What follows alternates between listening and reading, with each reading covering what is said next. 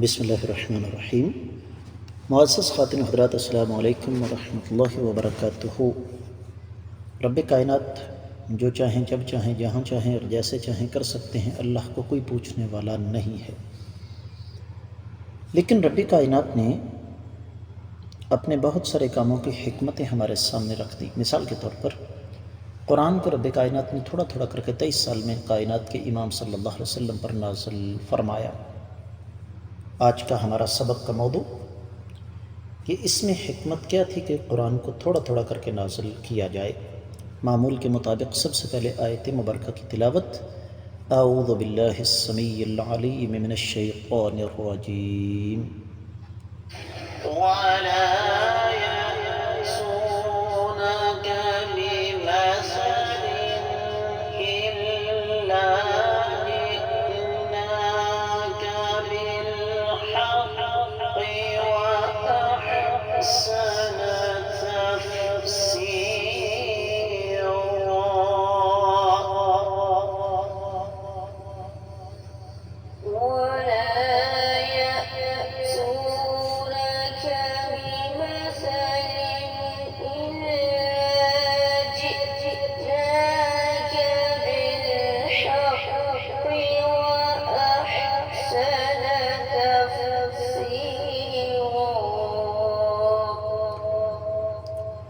معزز خواتین و حضرات، اللہ رب العزت کی پاکیزہ کتاب قرآن مجید 19واں پارہ، سورہ مبارکہ کا نام الفرقان،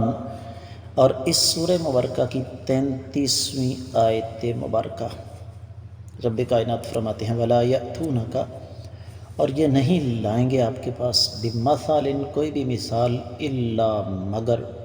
جِئْنَاكَ، ہم لائیں گے آپ کے پاس بالحق، حق کو، وَأَحْسَنَ، اور بہترین تفسیرا،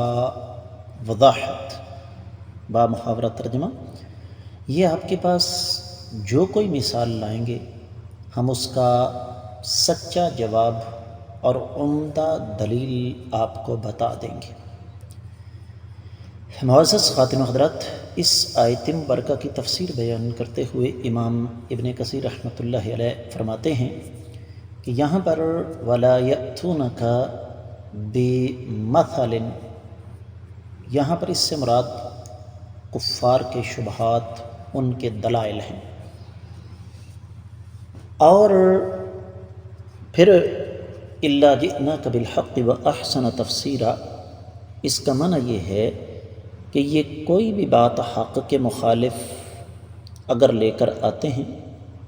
تو ہم پھر اس کا جواب ضرور لے کر آئیں گے، اور وہ جواب واضح ہوگا، فصیح ہوگا، اور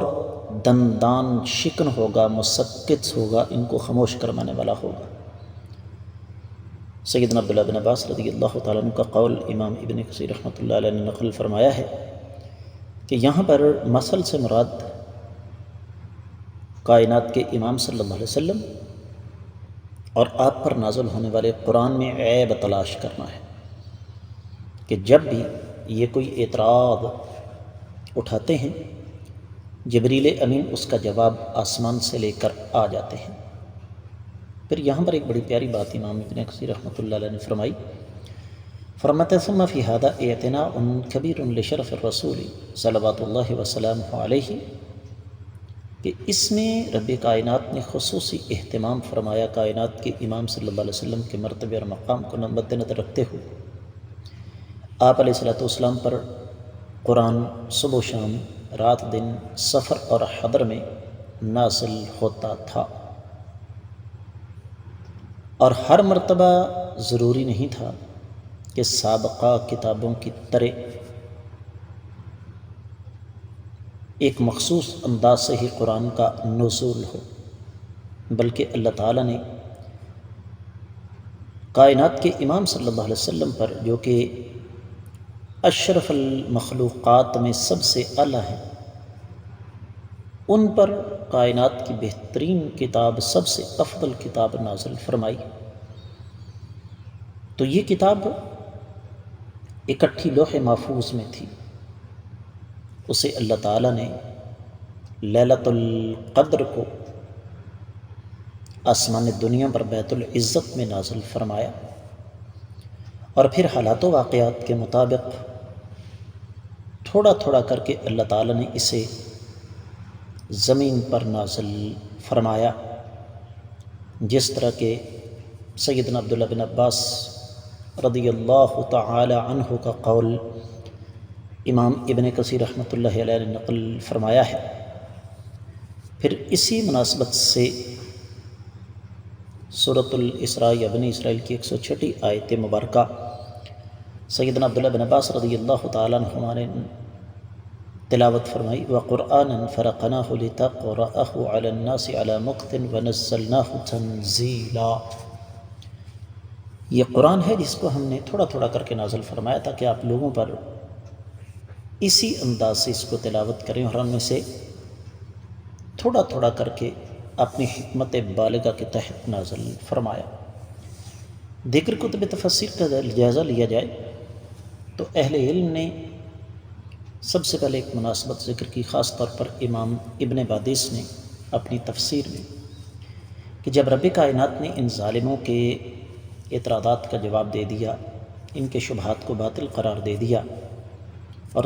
یہ بات واضح کر دی کہ یہ قرآن ہمیشہ کے لیے ان کے باطل افکار کو حق کے ساتھ زائل کرتا رہے گا، اور ان کے خود ساختہ دلائل کے پرخچے اڑاتا رہے گا۔ تو اللہ تعالیٰ نے پھر یہ آیت مبارکہ امام الانبیاء محمد رسول اللہ صلی اللہ علیہ وسلم پر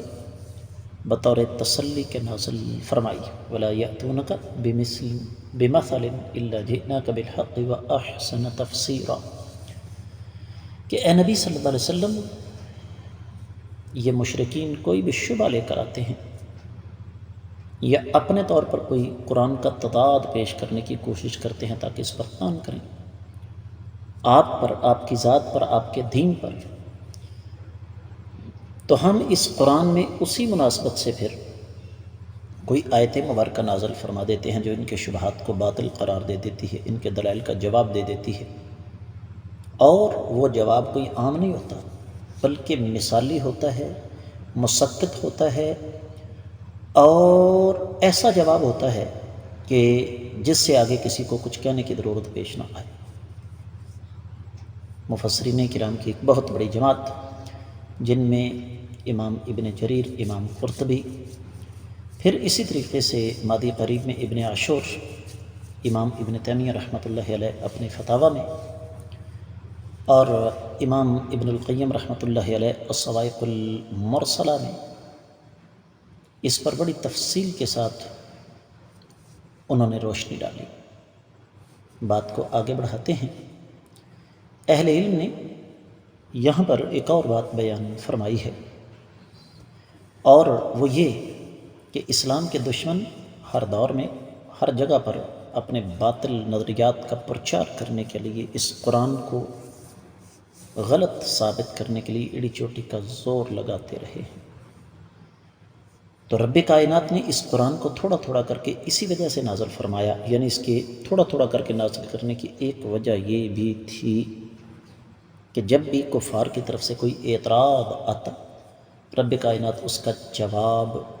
نازل فرما دیتے۔ تو مثال کے طور پر اللہ فرماتے ہیں، وقال الذین کفروا ان ھذا الا افک افتراہ واعانہ علیہ قوم آخرون۔ کافروں نے کہا کہ یہ قرآن تو نبی علیہ السلام نے خود اپنی طرف سے گھڑا ہے، اور نبی علیہ السلام کی اعانت دوسرے لوگوں نے کی ہے۔ دوسرے مقام پر وقالوا اساطیر الاولین اکتتبھا فہی تملی علیہ بکرۃ واصیلا، یہ پہلے گزرے لوگوں کی داستانیں ہیں جو ان آقا علیہ السلام نے اپنی طرف سے گھڑ لی ہیں اور ان کو صبح و شام لکھوائی جاتی ہیں۔ پھر کافروں کی یہ بھی ایک فضول بات، وقالوا ما ھذا الرسول یأکل الطعام ویمشی فی الاسواق لولا انزل علیہ ملک فیکون معہ نذیرا، گزر چکی ہے 7ویں آیت مبارکہ۔ پھر اسی طریقے سے وقال الظالمون ان تتبعون الا رجلا مسحورا، ظالموں نے کہا کہ تم تو ایک ایسے آدمی کی پیروی کر رہے ہو جس پر جادو کیا گیا ہے۔ پھر وقال الذین لا یرجون لقاءنا لولا انزل علینا الملائکۃ او نرى ربنا، جو لوگ ہم سے ملاقات کی امید نہیں رکھتے تھے کہنے لگے ان پر فرشتہ کیوں نہیں آتا، بلکہ ان پر فرشتے کیوں نہیں آتے اور ہم اللہ تعالیٰ کو دیکھ کیوں نہیں سکتے۔ پھر وقال الذین کفروا لولا نزل علیہ القرآن جملۃ واحدہ، 32ویں آیت مبارکہ گزری ہے۔ تو رب کائنات نے پھر سمجھا دیا کہ اس قرآن کو تھوڑا تھوڑا کر کے نازل کرنے کی حکمت بالغہ یہی تھی، یعنی حکمتیں تو بہت زیادہ تھیں، لیکن ان میں سے ایک یہ بھی تھی کہ جب بھی کافر کوئی اعتراض اٹھاتے رب کائنات اسی مناسبت سے پھر قرآن کی آیت مبارکہ یا آیات مبارکات نازل فرما دیتے۔ تفسیر روح البیان اور فتح القدیر امام شوکانی کی، اس میں اس حوالے سے مختلف انداز سے مختلف پہلوؤں پر روشنی ڈالی گئی ہے۔ ظاہر ہے اختصار کے تقاضے تفصیل کی راہ میں رکاوٹ ہیں، اس لیے ہم بات کو اختتام کی طرف لے کر جاتے ہیں، اور خلاصہ کلام یہی ہے کہ اللہ تعالیٰ نے ایک حکمت بالغہ کے تحت، بہت ساری حکمتوں کے تحت قرآن کو تھوڑا تھوڑا کر کے نازل فرمایا، اور ان میں سے ایک یہ بھی ہے۔